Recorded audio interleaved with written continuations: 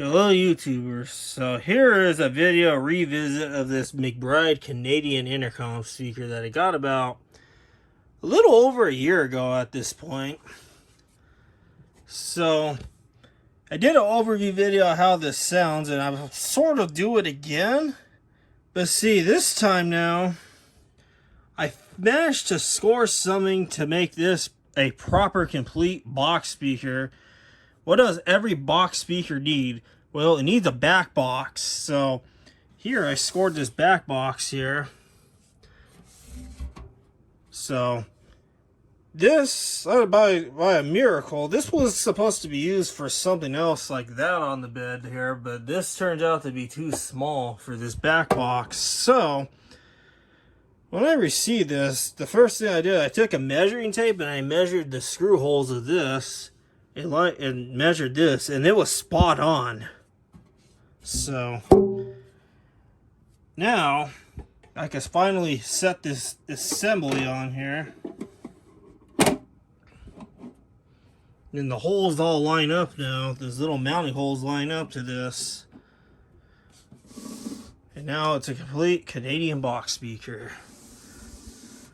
So now, I'm not sure if this is a McBride back box or not, but I noticed this same eBay seller has a listing of one of these McBride grills up. Of course, he doesn't advertise it as McBride, but obviously I know it's McBride, and I have a suspicion that this was probably a McBride back box and you just didn't know, because there's no indication of any brand or model of this back box. So it's quite nice to finally source a back box for this, because sourcing a back box for this is very difficult.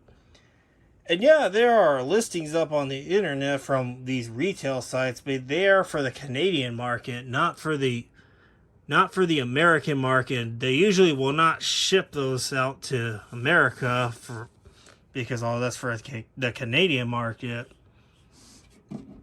But the nice thing about this back box is it is all enclosed.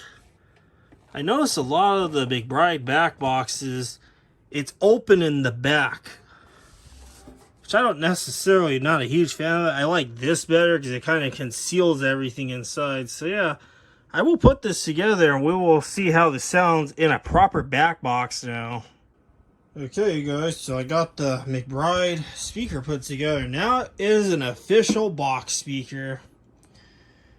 Yeah, I had to seal some holes off in the back because the bass in the front would make this kind of this, I'll say, air pressure sound coming out of these holes. So I covered those with this fixed flex tape because I have so much of this stuff kicking around.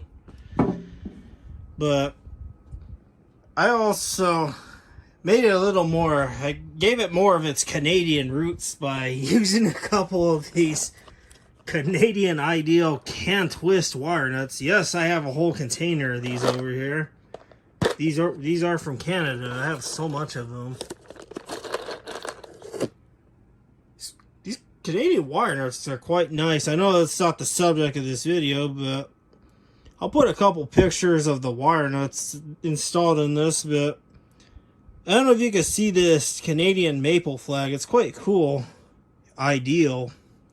I wonder why they don't make this for the American market, because apparently these wire nuts basically act as these sizes that we have here, so it can fit multiple different sizes of wires. And I guess these things are elastic, something like that. But the only thing I need left for this speaker is, it'd be cool if I came across these 832 Robertson head screws to make it just be extra Canadian.